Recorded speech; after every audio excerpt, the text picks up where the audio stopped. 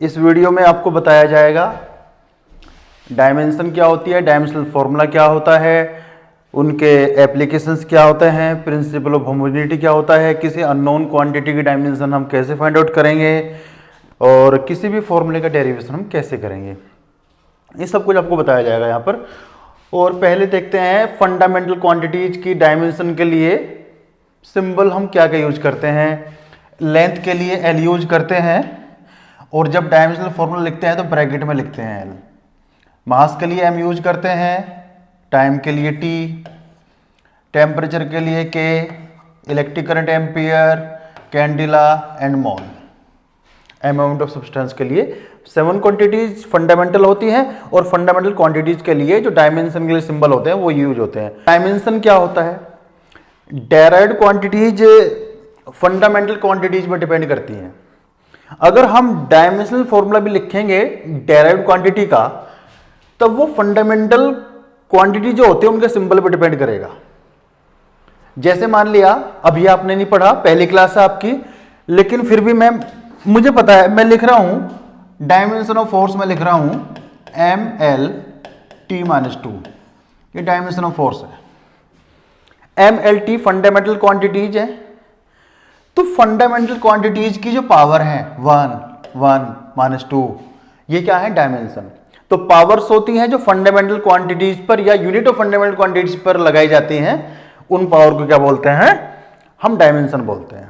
Dimensional formula देखते हैं क्या होगा। Expression which shows how and which of the base quantities represent the dimension of a physical derived quantities.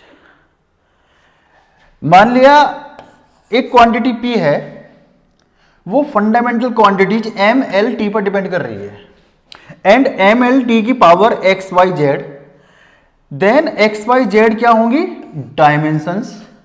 और ये क्या है? Dimensional formula. क्योंकि डायमेंशंस के टर्म्स में लिखा गया है, डायमेंशनल फॉर्मूला होता है। पावर क्या होती है? डायमेंशन होती है। कंफ्यूज नहीं हो। डायमेंशनल वेरिएबल, डायमेंशनल का वेरिएबल का मतलब है डायमेंशन तो है, वेरिएबल का मतलब है कोई फिक्स वैल्यू नहीं है।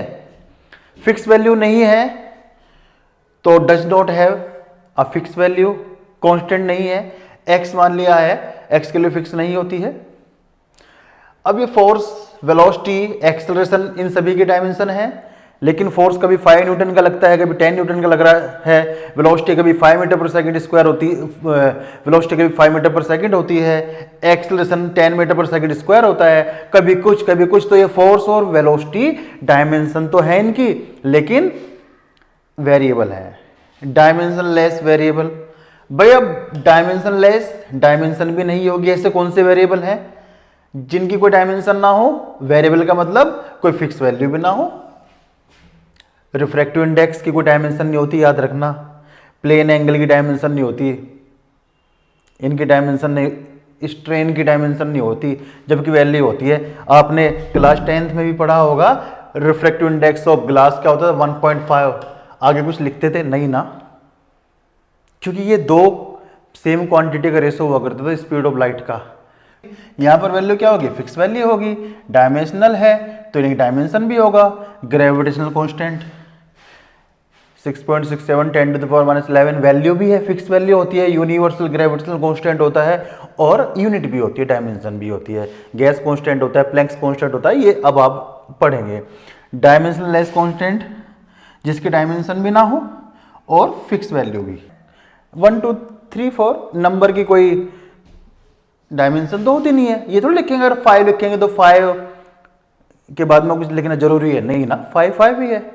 लेकिन 5 एक फिक्स वैल्यू है। 5 आज भी 5 है, कल भी 5 रहेगा। क्रॉस चेक कर लेते हैं। विच of the following is not dimension less quantity. भाई लेस का मतलब जिसकी डायमेंशन ना हो, ध्यानपूर्वक पढ़ेंगे। एंगल की डायमेंशन नहीं होती तो डायमेंशन लेस क्वांटिटी है। ये तो स्ट्रेन की भी डायमेंशन नहीं होती है। स्पेसिफिक ग्रेविटी भी रेस होता, डायमेंशन नहीं होती। डेंसिटी की डायमेंशन होती है।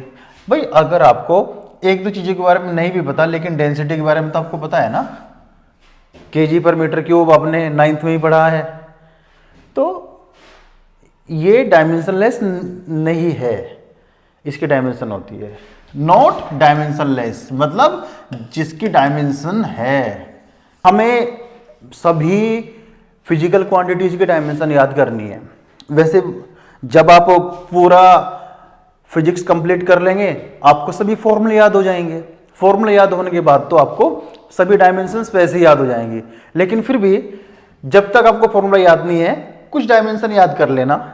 याद करने का तरीका भी क्या है, ये इस टाइप से डिवाइड किया गया है कि वो क्वांटिटी लिखी गई है जिनकी डायमेंशन सेम होती है। डिस्टेंस मैं कह रहा हूं जिनको metre, centimetre, kilometre, length, breadth, height, depth, radius, distance, displacement, light year, wavelength, circumference, parameter, diameter, कुछ भी हो जिसको मीटर, सेंटीमीटर, डेसीमीटर में नापा जाएगा, मेजर किया जाएगा, एल, उनकी डायमेंशन क्या होगी, एल होगी। इनका डायमेंशनल फॉर्मूला क्या होगा, L. Speed velocity by speed, distance upon time, L upon T, तो ये आ गया L T minus one. Acceleration speed upon time, एक टाइम और कर दिया, L T minus two. Impulse momentum का फॉर्मूला होता है पी इक्वल एम वी, वहां से M L T minus one. Impulse होता है चेंज इन मोमेंटम। इंपल्स और चेंज इन मोमेंटम एक ही बात होती है, तो मोमेंटम भी एक ही बात है भाई। अगर दो क्वांटिटी को सब्ट्रैक्ट किया जाएगा तो सब्ट्रैक्ट करने के बाद में भी वही यूनिट आती है, वही डायमेंशन आती है। आपने 5 kg माइनस 2 kg किया तो क्या एक यूनिट चेंज हो जाएगी, क्वांटिटी चेंज हो जाएगी, 3 kg। सब्ट्रैक्ट करने पर भी यूनिट क्या होगी, kg। Force, weight, tension, thrust सब फोर्स होते हैं M A, F equal M A से याद कर सकते हैं, A L T minus two होता है और एम ए। वर्क याद कर लीजिए, वर्क का फॉर्मूला होता है एफ इंटू एस होता है, ये M L T minus two into L और आ गया M L two T minus two. Energy की भी यही होगी, चाहे काइनेटिक एनर्जी, पोटेंशियल एनर्जी, कोई सी भी एनर्जी हो, moment of force, torque, moment of couple, सभी की डायमेंशन क्या होगी, M L two T minus to.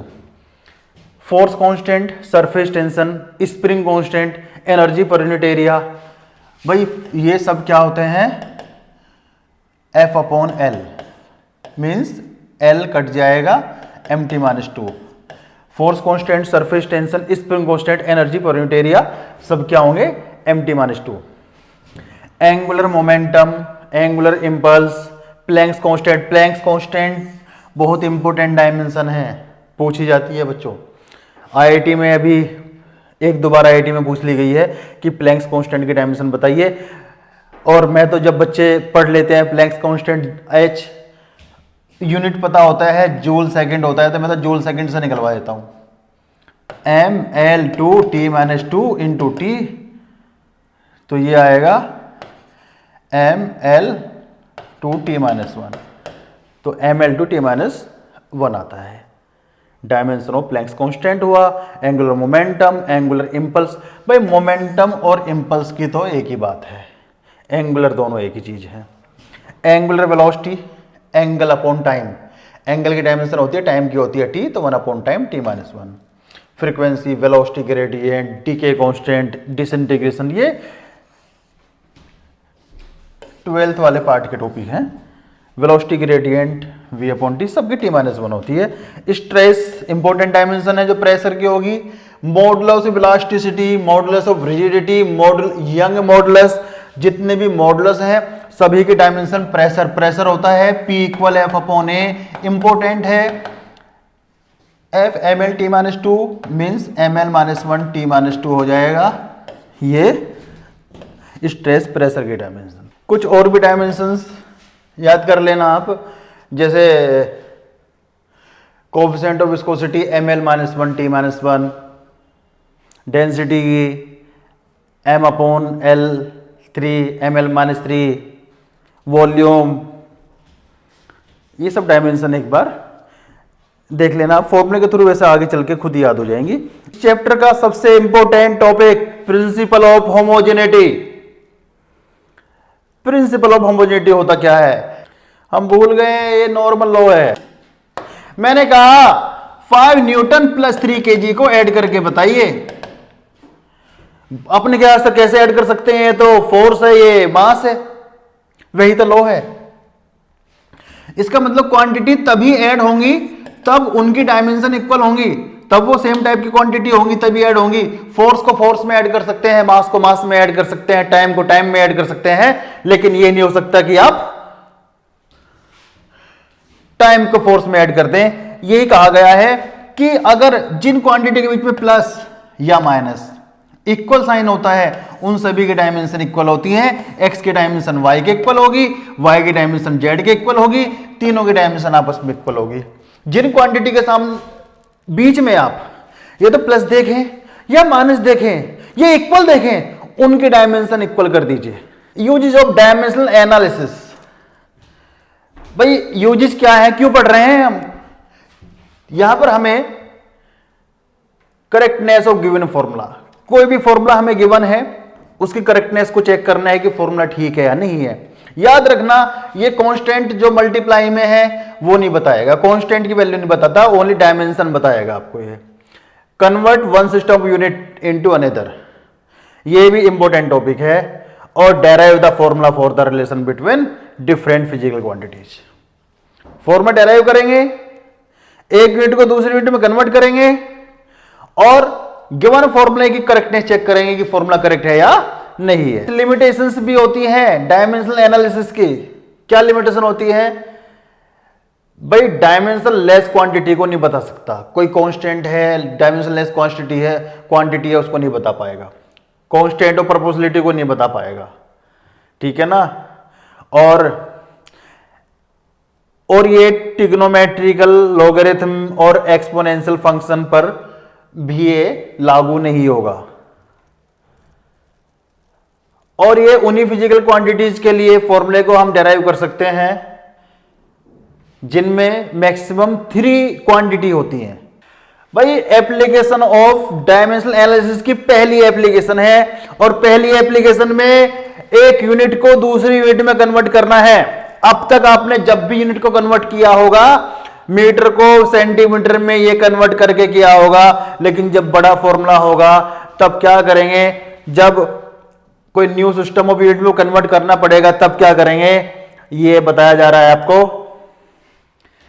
भाई मान लिया मैंने कहा n1 है।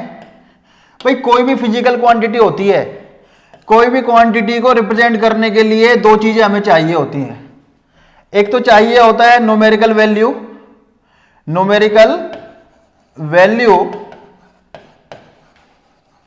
And second one is unit.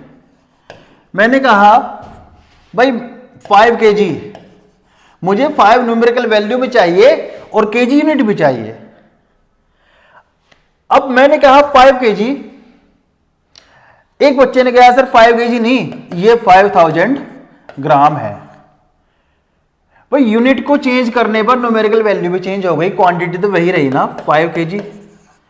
इसी का यूज करके हम एक यूनिट को दूसरी यूनिट में कन्वर्ट करेंगे। भाई फॉर ए फिक्स क्वांटिटी, अगर क्वांटिटी फिक्स है Q n1 u1 equal n2 u2, n2 will be n1 m1 upon m2 की power a, l1 upon l2 की power b and t1 upon t2 की power c। ये formula जितना भी आपको unit का कन्वर्ट करना होगा इस फॉर्मूले को देख के करेंगे। यहां पर जो ये ऊपर 1 1 1 लिखे हैं ये हमें गिवन हो गए। भाई हमें दिया है, मान ले गिवन है 10 मीटर पर सेकंड को कन्वर्ट करना है सीजीएस में। एम के सीजीएस आपको बता देता पहले लेक्चर में। तो n1 हमें 10 दिया है, स्पीड है, स्पीड की डायमेंशन LT-1 होती है, तो ये m तो होता ही नहीं, तो 0 हो जाएगा, 1 हो जाएगा, -1 हो जाएगा। ये फॉर्मूला यूज करते हैं। फॉर्मूला कैसे यूज करेंगे? अभी फिलहाल के लिए ओनली फॉर्मूला याद कर लीजिए। n2 equal n1 m1 m2 सब ऊपर आएंगे, 2 नीचे आएंगे। M1 L1 T1 M2 L2 T2 dimension लिख देंगे ABC। डायमेंशन कैसे पता लगेगा? जिस क्वांटिटी को कन्वर्ट कर रहे हैं उस क्वांटिटी की डायमेंशन होगी, M की, L की, T की, सभी की पावर होगी, तो वहां से हमें डायमेंशन पता लग जाएगी। आपको कन्वर्ट करना है 1 जूल इंटू अर्ग। भाई मैं आपको बता दूं 1 जूल जो होती है वो MKS और SI यूनिट ऑफ वर्क होती है, और अर्ग होती है CGS यूनिट ऑफ वर्क और एनर्जी। वैसे यदि हम बात करें तो आपने डायरेक्ट फॉर्मूला भी कभी पढ़ा होगा 9th में कि 1 जूल जो होगा 1 joule equal 10 to the power 7 ergs होता है, पढ़ा होगा कभी आपने। लेकिन आज हमें कन्वर्ट करना है तो फॉर्मूला वही है आपका। पहले क्या देखना है, क्या गिवन है? जो गिवन होता है वो N1 होता है, N1 1 गिवन है। जूल का मतलब U1 यूनिट क्या है? MKS यूनिट गिवन है, SI यूनिट गिवन है। N2 फाइंड आउट करना है, किस यूनिट में कन्वर्ट करना है? अर्ग में। अर्ग होता है CGS होता है। भाई ये जूल है और ये अर्ग। अब पहले हमें पता होना चाहिए जूल वर्क एनर्जी की यूनिट होती है, तो वहां डायमेंशन क्या होगी? ML2 T-2। आज ही पढ़ा था आपने। तब फॉर्मूला क्या यूज करेंगे? मैं पेन चेंज कर रहा हूं। फॉर्मूला यूज करेंगे N2 equal N1 M1 upon M2 L1 upon L2 T1 upon T2। Dimension क्या होती है? 1 2 -2 1 2 -2। वैल्यू पुट कीजिए। N1 1 गिवन है। M1 MKS को कन्वर्ट करना है, जूल MKS में होता है, MKS में मास kg में होता है, कन्वर्ट CGS में करना है ग्राम में, लेंथ मीटर में होता है, सेंटीमीटर में कन्वर्ट करना है, टाइम सेकंड में होता है, सेकंड में कन्वर्ट करना है। 1000 ग्राम upon gram, 100 centimetre upon centimetre, second हट गया है, 2 ग्राम भी कट जाएगा। N2 इक्वल, सॉल्व कर रहे हैं, यहां से 1000 आपको मिलेगा। 1000 100 की power 2, 100 into 100, 100 into 100, 10 to the power 7, that is 1 joule equal 10 to the power 7 ergs. ये करना है, ऐसे आप कन्वर्ट कर सकते हैं। इसी टाइप का एक क्वेश्चन आता है, एक न्यूटन को जूल में कन्वर्ट करो। इस टाइप का ही आता है एक 1 न्यूटन इंटू, इसी टाइप का क्वेश्चन आता है। इसी टाइप का एक और भी पूछा जाता है 1 न्यूटन इंटू डाइन। 1 न्यूटन को डाइन में कन्वर्ट करना है। कैसे कन्वर्ट करोगे 1 न्यूटन को डाइन में? सब कुछ यही प्रोसेस होगा, वहां पर डायमेंशन हो जाएगी ML-T-2, 2 नहीं रहेगा। Second one application is to check the correctness of given physical equation और गिवन फिजिकल फॉर्मूला।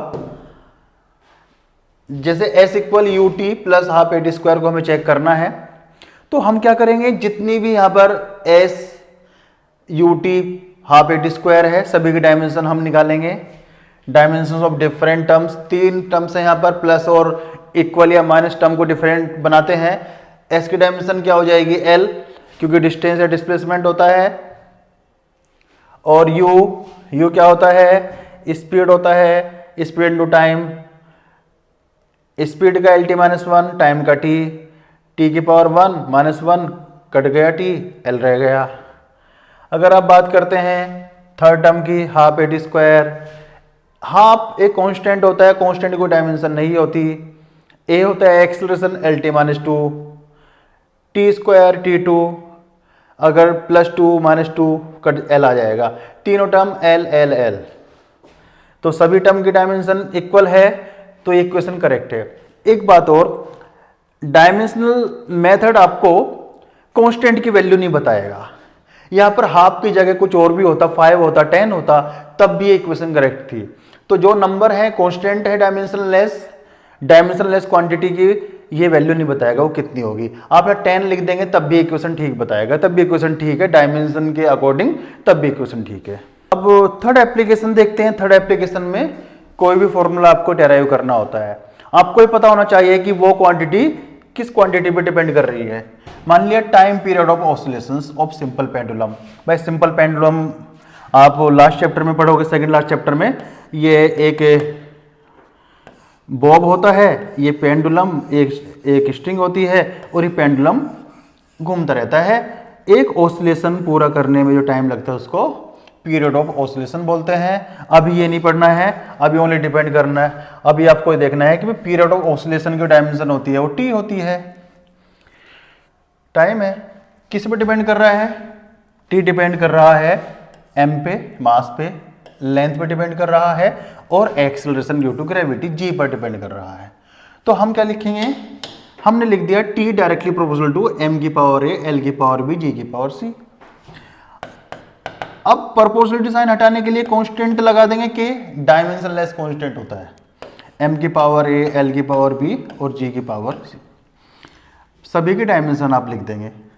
सभी की डायमेंशन लिखने के बाद में कंपेयर करनी है आपको, डायमेंशन की कंपेयर करनी है। अब आपने क्या किया, ये कांस्टेंट की जगह के आ गया। अब के डायमेंशनलेस कांस्टेंट होता है, ये वैल्यू आप डायमेंशन के थ्रू नहीं बता सकते कि वैल्यू क्या होगी। अब हम क्या करेंगे, दोनों साइड में एम एल जी सभी के डायमेंशन लिखेंगे। टी की डायमेंशन टी की पावर 1 होती है, तो हम लिख दिया M zero L zero T की पावर 1।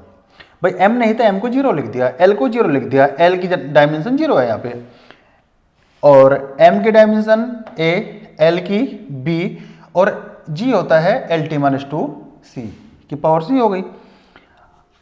नाउ m की पावर ओनली a है, m एक ही टर्म में आ रहा है, l दो टर्म में आ रहा है, l यहां पर भी आ रहा है और यहां पर भी आ रहा है। यहां पर पावर b है, यहां पर पावर c है, l की पावर b प्लस सी और t की पावर माइनस 2c। ये एक ही हो गया साइड और एक ही हो गया।